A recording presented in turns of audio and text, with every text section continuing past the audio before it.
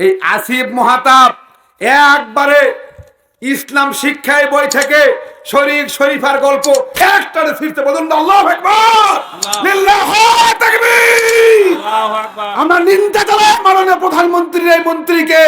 দীপমণি, আপনি মহিলা মানুষ, আপনার উচিত ছিল এই সিলেবাস থেকে এটা বাতিল করার। কথা বলেন ঠিক কিনা? আমার নিন্দা জানাই। এই আসিফ এই ইউনিভার্সিটির টিচার, ইনার চাকরি শেষ হয়ে গেছে। আফসোস, মুসলমান কালেমার অন্তর্ভুক্ত হবে, এখানে আসছে শরীফ শরীফার গল্প।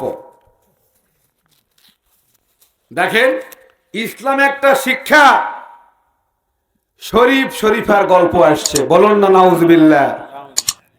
আপনার মুসলমানের তো ঠিক রাখবে এরা? আপনি কি মনে করেন? ডোন্ট মাইন্ড, আমি কোনো রাজনৈতিক বক্তব্য দেওয়ার জন্য এখানে আসি নাই। আমার আফসোস একটাই, এদের যদি ৯৬% হিন্দু হতো আমাদের আপত্তি ছিল না। ৯৬% কি মুসলমান। এই শরীফ শরীফার গল্পে আসছে সমকানিয়া।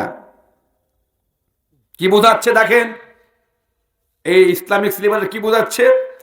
একটি ছেলে সে মনে মনে ভাবিতেছে যে আমি মহিলা, একটি পুরুষ মনে মনে ভাবিতেছে আমি মহিলা, আবার একটি মেম ভাবিতেছে আমি মনে মনে আমি পুরুষ। কত ভালো করে বুঝবেন।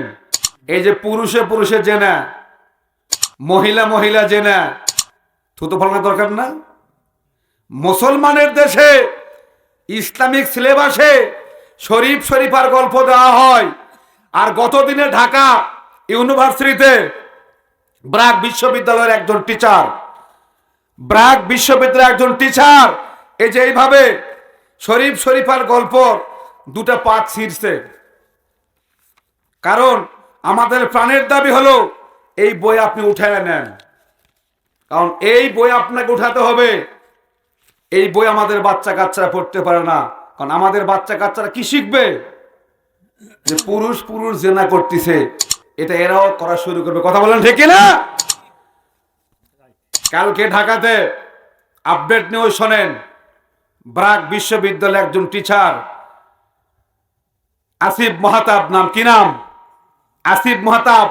এই আসিফ মাহতাব একবারে ইসলাম শিক্ষায় বই থেকে শরীফ শরীফার গল্প একটারে ফিরতে বলুন আল্লাহু আকবার, লিল্লাহু তাকবীর।